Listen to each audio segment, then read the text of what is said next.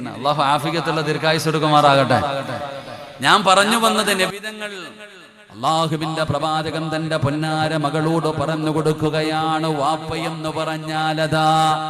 അങ്ങനെ ഓരോന്നും അല്ലാഹുവിന്റെ റസൂൽ എവിടെന്ന് പറഞ്ഞു കൊടുത്തു. എന്നിട്ട് ചോദിച്ചു, മകളെ ഫാത്തിമ,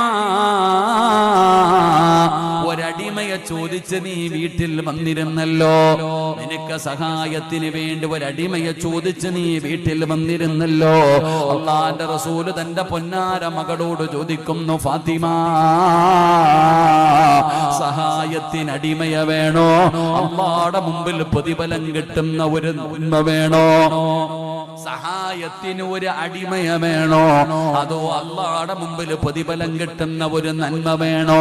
അല്ലാഹുവിന്റെ റസൂലിന്റെ പൊന്നാര മകള് പറഞ്ഞു, നന്മ മതി വാപ്പാ. അല്ലാഹുവിന്റെ മുമ്പിൽ പ്രതിഫലം കിട്ടുന്ന നന്മ എന്താണ് വാപ്പാ?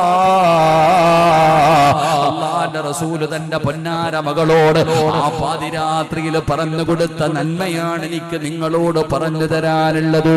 നബി തങ്ങൾ പറഞ്ഞു കൊടുത്തു, ഫാത്തിമ, ഉറങ്ങുന്നതിന് മുമ്പ് സുബ്ഹാനല്ലാഹ്, അൽഹംദുലില്ലാഹ്, അല്ലാഹു അക്ബർ. നബി തങ്ങൾ പറഞ്ഞു കൊടുക്കുകയാണ്, മോളെ ഫാത്തിമ,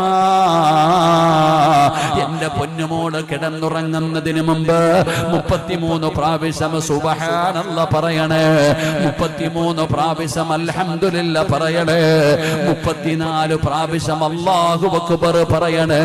ഇത് അല്ലാഹുവിന്റെ മുമ്പിൽ വലിയ പ്രതിഫലം കിട്ടുന്ന നന്മയാണെന്ന് ആദരവായ പ്രവാചകൻ നബി മുഹമ്മദ് മുസ്തഫ സല്ലല്ലാഹു അലൈഹി വസല്ലമ തങ്ങൾ പറയുമ്പോ നിങ്ങൾ ചോദിക്കും, സിറാജ്, ഇത് പറയാനാണോ